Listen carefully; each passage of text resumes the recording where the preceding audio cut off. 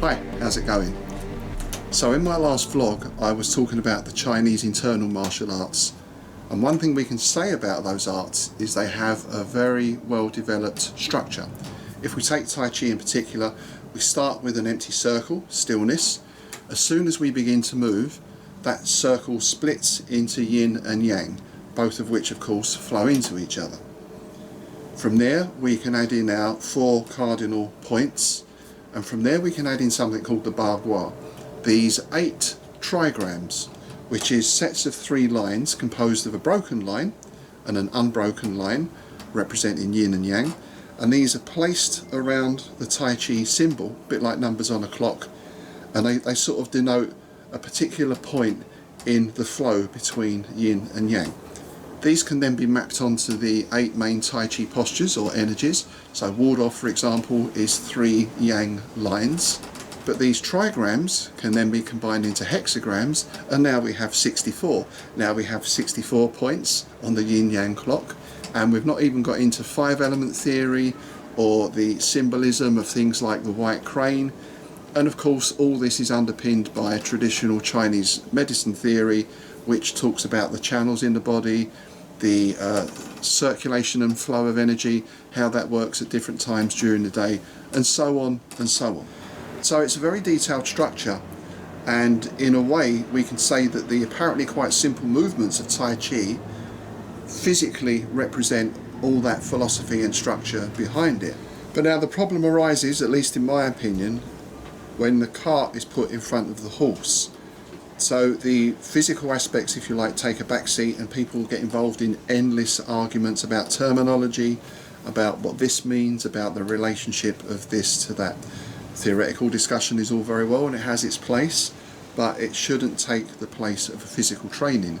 And I found, sad to say, it's fairly common in my experience to encounter people who talk a good theoretical game but often struggle to manifest that physically, particularly under any kind of pressure. So, does Systema have anything like that kind of structure? Well, yes and no. Systema just really works off of 4 basic principles, our 4 pillars. We talk about breathing, movement, tension relaxation, and the idea of structure or form or posture. So that sounds very simple on the surface, and it is in a sense, but each of these 4 things has an interplay between themselves, and they also work at very different levels. If we take the idea of tension, for example, we can talk about very obvious outward physical tension, and we can work all the way into emotional and psychological tension. And outside of that, there's no cultural significance to doing a certain posture or moving in a certain way, because we don't have fixed postures or movements.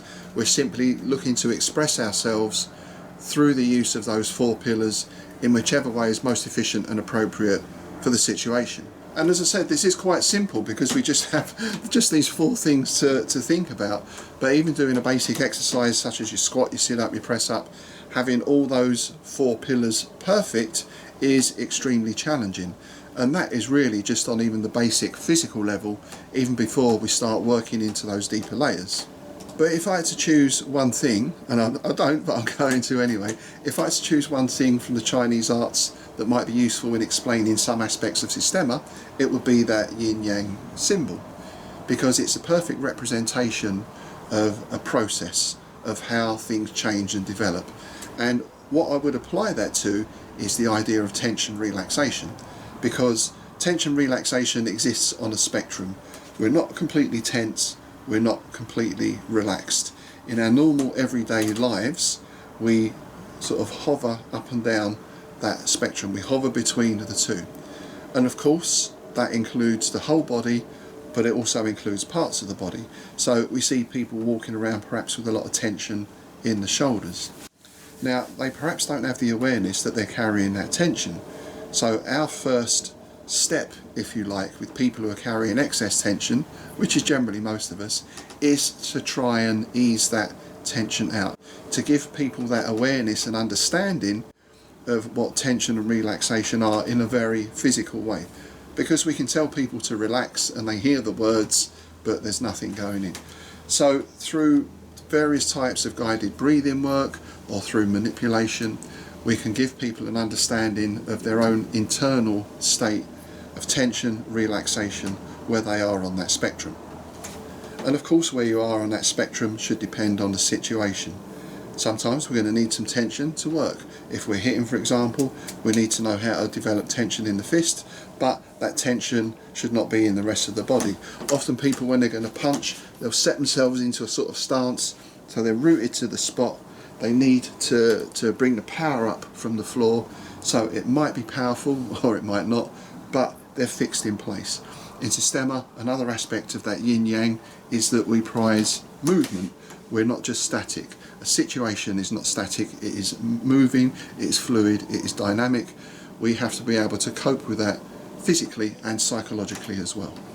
So this is what you see in a lot of Systema drills going on, and it's not meant to be a fight, it's not replicating a situation. We take a different approach. We put you in that situation and say, right, what you need to do here is move your feet. Avoid the punch by moving the feet. Don't worry about your hands for the moment. Keep those down, because it's not a fight drill, it's an attribute drill, and the attribute we're developing is footwork. Of course, at some point we bring all these other things in and you combine everything together and you work into whatever type of sparring you want to do. So there we are. You can think of explaining that tension relaxation in terms of yin-yang. It might help people who are having trouble grasp it. Systema doesn't need yin-yang theory added into it because it's already there. It's just expressed in a different way. But I sometimes find these visual representations can be useful in helping a person to gain their understanding. Once you've got that understanding, then you don't need to hang on to the thing. This is what I say about the cart coming before the horse. I think sometimes people in some arts perhaps get very fixated on the method.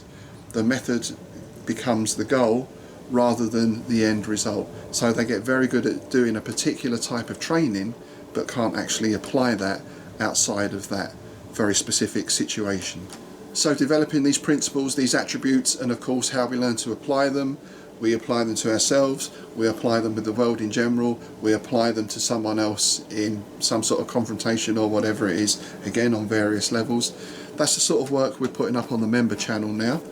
If you'd like to find out more about that, click the join button below. It will tell you how you can access all of our instructional content.